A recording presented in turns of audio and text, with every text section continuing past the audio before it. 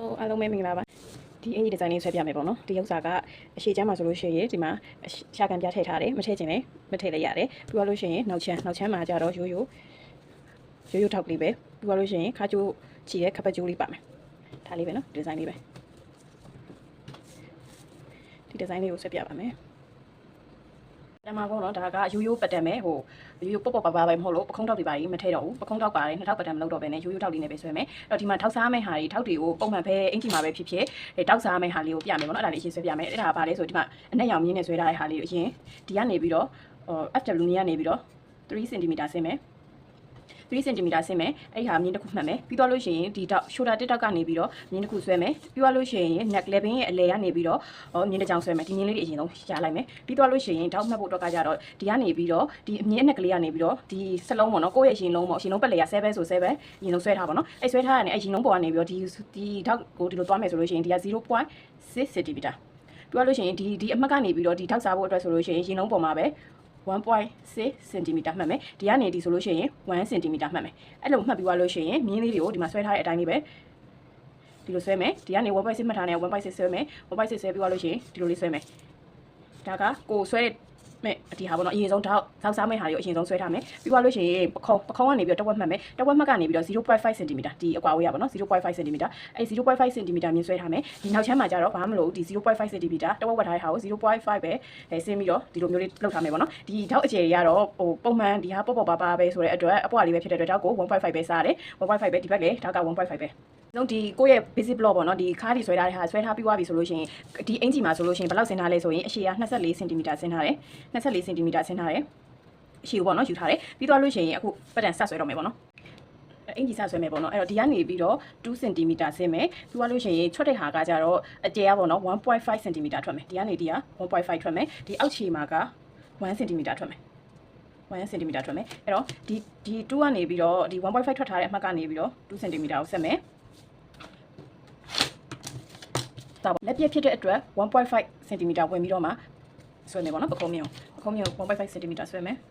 1.5 ဝင်ထားတဲ့အမှတ်နဲ့2 cm ဆင်းထားတဲ့မြင်းကို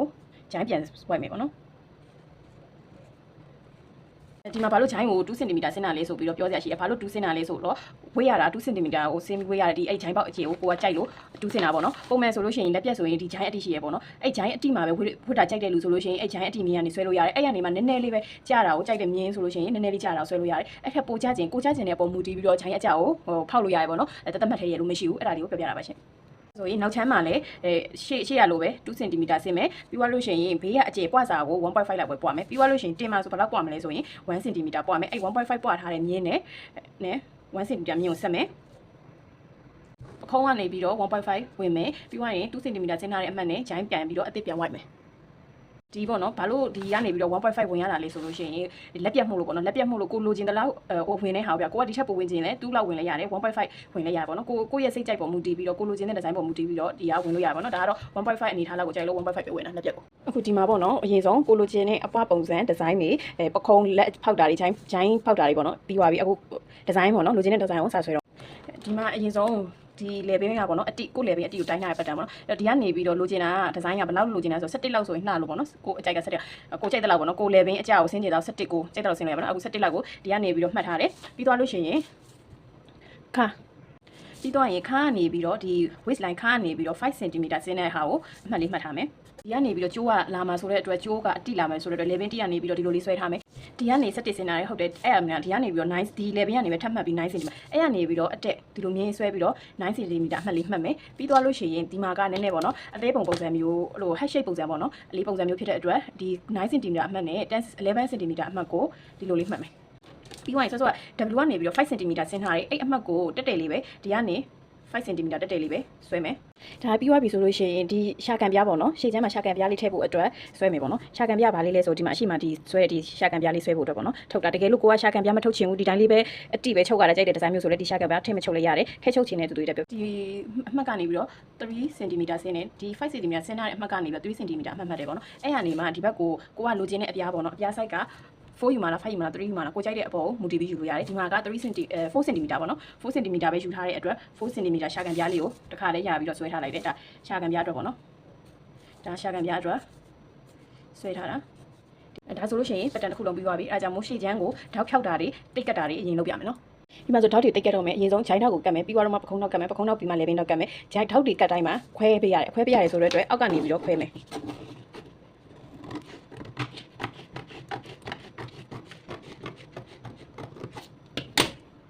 ခွဲမယ်ဆိုလို့ရှိရင်ကကြီးနဲ့ညှက်ရမှာကဒီမြင်းလေးကိုညှက်ရမယ်ဒီအနဲ့ရောင်မြင်းလေးပေါ့နော်အဲ့မြင်းလေးကိုပဲကကြီးညှက်မယ်သူကကတ်တာဘယ်လိုနေရာမှာကတ်မလဲဆိုလို့ရှိရင်ပြန်ကတ်တာကဒီကနေပြီးတော့ဒီနေရာကိုကတ်မယ်ပြီးဒီကနေဒီနားဟဝိုင်းနေရာကိုကတ်မယ်ဒီမှာဆိုဒီကနေပြီးတော့ဒီနားဟဝိုင်းနေရာအဲ့ဒါလေးကတ်မယ်ဒီစဝိုင်းဝိုင်းလိုက်တဲ့ဒီအမှတ်ကလေးအဲ့ဟာလေးကိုပဲထပ်အောင်ကတ်မယ်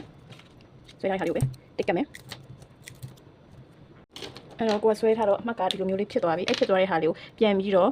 ဖြည့်ပေးမယ်ပြန်ပြီးတော့ဆွဲပေးမယ်ပေါ့နော်ပခုံးထောက်ကိုတိတ်ကတ်မယ်ပခုံးထောက်ကလက်ပြက်ရင်ပြက်တလောက်သူ့ရဲ့အဟာပို့ပြီးတော့ကြီးတယ်လက်ပြက်မဟုတ်ဘူးဆိုလို့ရှိရင်သူ့အဟာမပေါ်ပါဘူးအဲ့တော့ပြက်အဲ့ဟာဝါတဲ့နေရာလေးကိုပဲတိတ်ကတ်ရုံပဲဆိုတော့ဒီနေရာလေးဒီအဝိုင်းလေးအဲ့နေရာလေးကိုပဲတိတ်ကတ်ရုံပဲအဲ့တော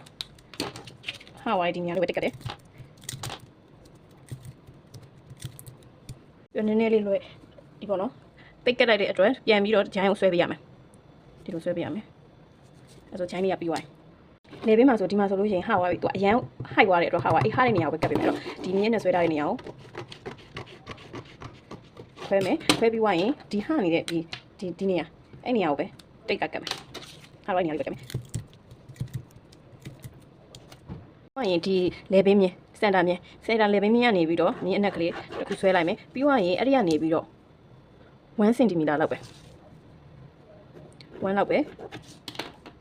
ဲတော့ဒီလေမြင်းစင်တာမြင်းကနေပြီးတော့ကတ်မယ်ကတ်ပြီးရင်1 cm ဒီနေရာလေးကိုပဲတိတ်ကတ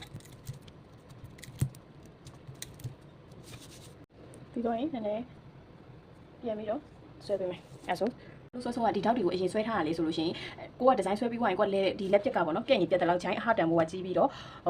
တင်းရင်တင်းတဲ့အဟတန်ဘိုးကတင်းရပေါ့နော်ဒီမှာဆိုလို့ရှိရင်လေပင်ကအကြအများတဲ့အတွက်သူဟာမယ်အဟရင်မဟတာတွေဟိုက်တာတွေမဖြစ်အောင်လို့သူဟာတန်ဘိုးကအော်တိုထွက်လာအဲ့ဒါကိုတိတ်ကတ်လိုက်ရုံပဲဒီအင်ချီမှာဒီအတိုင်းဆွဲလို့ရှိရင်လုံးဝမဟိုက်ဘူးအဲ့တိုင်းဆွဲကြည့်လို့ရပါတယ်ဆိုက0.5 ဆင်းထားတယ်အဲ့0.5 ဆင်းထားတာဘာလို့ဆင်းထားရလဲဆိုလို့ရှိရင်ဒီပေါ့နော်ဒီလက်ပြက်တွေဒီလိုမျိုးလက်ပြက်တွေဒီရန်လေပင်တွေအရန်ကျဲလာတဲ့ဟာမျိုးတွေဆိုလို့ရှိရင်စားရတံမှုထွက်လာအောင်လို့အဲ့တော့ဒီမှာကစားရတံမှုဒါဒီမှာပတန်သေးနေလို့ပေါ့နော်ကြီးတဲ့ပတန်ဆိုင်ပုံမှန်ဆိုင်ဆိုလို့ရှိရင်သူအဟတံမှုကထွက်ပါတယ်အဲ့အဟတံမှုဒီဟာပြီဆိုအဲ့အဟတံမှုအတိုင်းပဲဒီလိုမျိုးဆွဲမယ်ပေါ့နော်အဟတံမှုအတိုင်းပဲဆွဲမယ်ဒါဆိုလို့ရှိရင်အဲ့ဟာပဲဖြတ်ရမှာပေါ့နော်ဒီအတိုင်းပဲပတန်ကိုဖြတ်ရမယ်အဲ့ဟာရတဲ့အတိုင်းပဲပတန်ဖြတ်ရမယ်ရှင်လုံးလေးဖော်မယ်ဆိုတော့ဒီကနေပြီးတော့ပဲဒီမြင်းကိုပေတံမှာ90 degree ပေါ့နော်တင်ပြီးတော့ဒီလိုမျိုးလေးပဲဆွဲလိုက်ဘာမှလုပ်စရာ90 degree ဆွဲမယ်ဆွဲပြီးွားရင်ပေကွေးဒီလိုမျိုးလေးတင်ပြီးတော့ဒီအတက်မြင်းပေါ့နော်ဒီဆွဲထားတဲ့မြင်းဒီမြင်းအဲ့မြင်းနေရာမှာဒီလိုမျိုးလေးပြပြလေးပေါ့နော်ပြပြလေးအလုံးလေးကိုတင်ပြီးတော့ဆွဲလိုက်ရင်ရပါပြီပြီးတော့ရင်သူကဒီကနေဖြတ်မှာလေဒီကနေဖြတ်ပြီးတော့မှကျိုးအရှိကကျိုးပြထဲမှာကျိုးပြကကြတော့ကိုထည့်ခြင်းနဲ့ပုံမူတည်ပြီးထည့်လို့ရတယ်အဲ့တော့ဒီမြင်းကကြတော့ဒီလိုသွားမယ်ဒီတိုင်းလေးပဲပြပြလေးကိုအေးဟာကျတော့ကျိုးတက်မှာမဟုတ်လို့အရန်ကြီးပေါ့နော်ရင်လုံးကြီးကိုမဖော်ဘဲနဲ့သူ့အတိုင်းလေးကိုပြပြလေးပဲဖြည့်ပြီးလိုက်တယ်ပြပြလေးပဲရင်လုံးလေးကိုဒီတိုင်းလေးပဲဆွဲလိုက်တယ်အဲဆိုညှက်လို့ရတယ်အဲဆိုရင်နောက်ချမ်းမှာဆိုရင်ဘာမှမလို့စားလိုက်ပါမလို့ဒါပေမဲ့ဟိုခပတ်နေရာကခါနေပြီးတော့ပေါ့နော်ဒီအင်ဂျင်မှာ 1.5 လောက်တက်ထားပြီးတော့မှဒီခပတ်နေရာမှတ်ထားပါတော့ဒါခပတ်တက်မဲ့နေရာ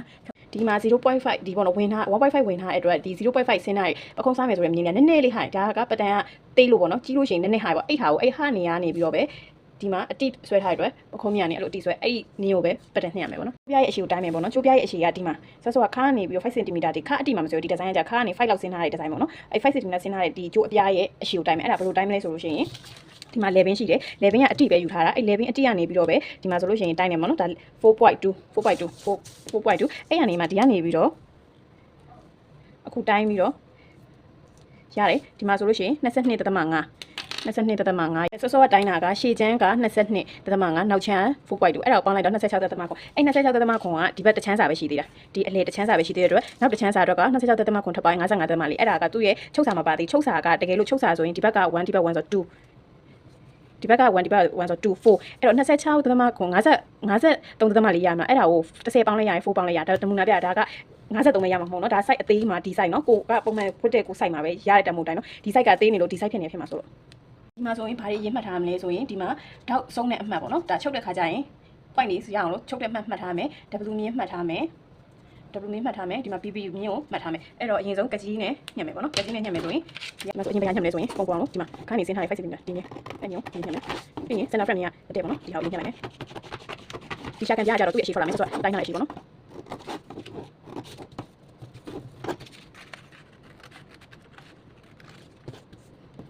တို့ပတ်ပြရင်ညှပ်မယ်